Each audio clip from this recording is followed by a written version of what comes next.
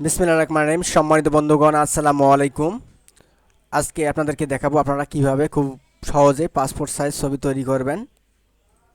তো পাসপোর্ট ছবি তৈরি করতে গেলে দেখতে পাচ্ছেন যে আমি একটি ছবিকে আমার ক্যানভাসে নিয়ে এসেছি। তো পাসপোর্ট সাইজ ছবি তৈরি করার ক্ষেত্রে যা করতে হবে, প্রথমে আপনাকে সিলেক্ট করতে হবে ক্রপ টুলে ক্লিক করার পর আপনাকে এখান থেকে পাসপোর্ট সাইজ ছবির জন্য মাপ দিতে হবে। ওয়াইড দিতে হবে 40 mm, আর ডি হাইট দিতে হবে 50 mm, এবং রেজলিউশন থাকবে 300। দেওয়ার পরে আপনাকে ছবিটাকে এভাবে মাউস ড্র্যাগ করে ধরে টেনে ক্রপ করতে হবে। ক্রপ করে নিতে হবে, দুই বাহু সমান রেখে ছবিটাকে ক্রপ করে নিতে হবে। এখন যদি আমি কিবোর্ডে ইন্টার প্রেস করি তাহলে সাথে সাথে কিন্তু ছবিটি পাসপোর্টে পরিণত হয়ে যাবে। তো দেখতে পাচ্ছেন যে ছবিটি পাসপোর্ট আকারের সাইজে পরিণত হয়ে গেছে। তো আমি ছবিটাকে এখন ব্যাকগ্রাউন্ড চেঞ্জ করব। তো ব্যাকগ্রাউন্ড চেঞ্জ করার জন্য দেখতে পাচ্ছেন যে আমার এখানে কিন্তু এক কালার কাপড় দেওয়া আছে, মানে আমি ছবিটা তুলছি এক কালার কাপড় পিছনে ছিল।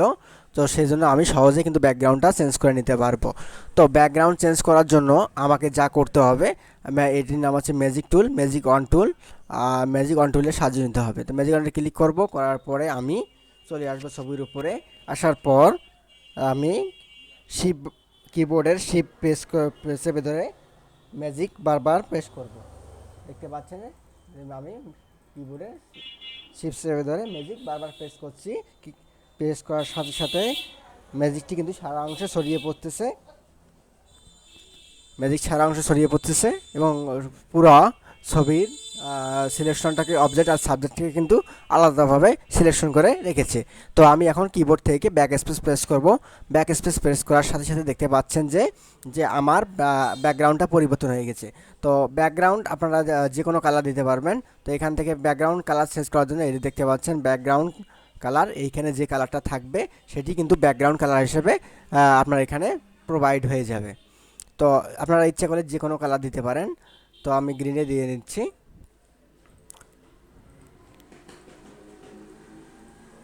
তো পাসপোর্ট সাইজ আমার ছবি তৈরি হয়ে গেছে।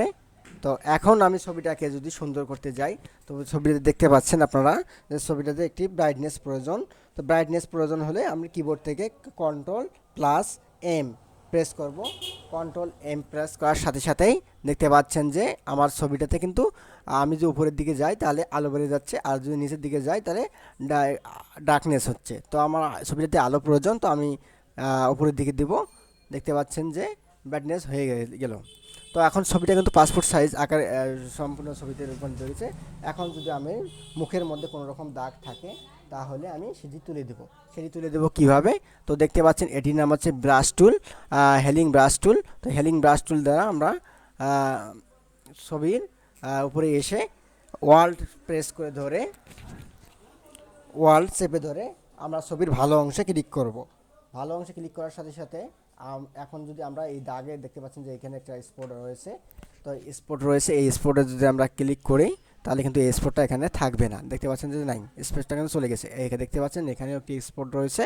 তো আমি যদি এখন ক্লিক করি তাহলে দেখতে পাচ্ছেন যে এই স্পটটাও দূর হয়ে গেছে।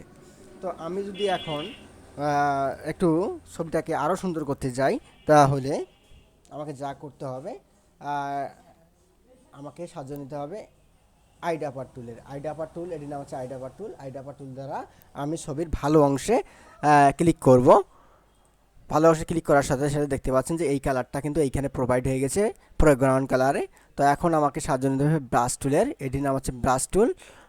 ব্রাশ টুলে আমি ক্লিক করব, করার পরে আমি ছবিতে এসে ব্রাশ করব।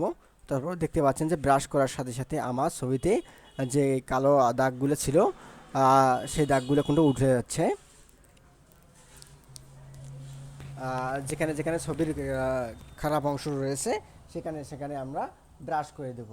ব্রাশ করার সাথে সাথেই দেখতে পাচ্ছেন যে সমস্ত দাগ উঠে যাবে এবং ছবি সুন্দর হয়ে যাবে।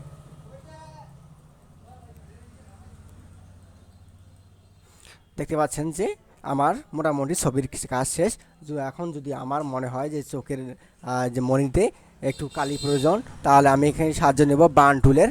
এই বার্ন টুলে ক্লিক করার পর আমরা বার্ন টুল থেকে একটু মণির আকারে মাউসটাকে রাইট বাটন ক্লিক করে মণির আকারে আপনারা মাউসের বৃত্ত পয়েন্টটা নেবেন, নিয়ে ক্লিক বা দুইটা ক্লিক দিবেন, তাহলে দেখতে পারবেন যে চোখের মণিটা কালো হয়ে গিয়েছে।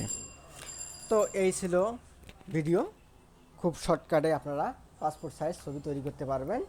আর এখন ছবিটা প্রিন্ট করার জন্য কিবোর্ড থেকে কন্ট্রোল এন প্রেস করে একটি পেজ নেবেন, পেজ নেওয়ার পরে আপনারা ওকে করে দিবেন। ওকে করে আপনারা এই ছবিটাকে মুভ টুল দ্বারা, এটির নাম হচ্ছে মুভ টুল, মুভ টুল দ্বারা আপনারা এই ছবিটা এই পেজে নিয়ে এসে সাজায়া প্রিন্ট করতে পারবেন।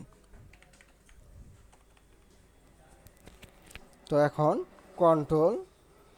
এখন যদি আমি কন্ট্রোল অল্টার চেপে এক ছবি থেকে একাধিক ছবি করতে চাই, তাহলে কন্ট্রোল অল্টার চেপে ধরে মাউস ড্র্যাগ করে টেনে আমি একাধিক ছবি তৈরি করতে পারবো।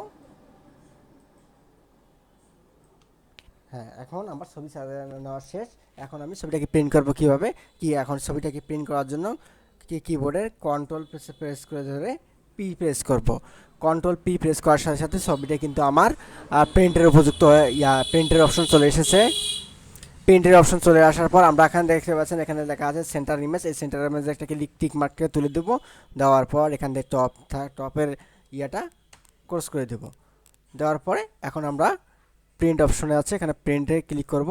প্রিন্ট অপশনে করার পর প্রসেসে ক্লিক করব, করার পর আমার যে প্রিন্টারটা আছে সেই প্রিন্টারটাকে আমি সিলেক্ট করে দেবো।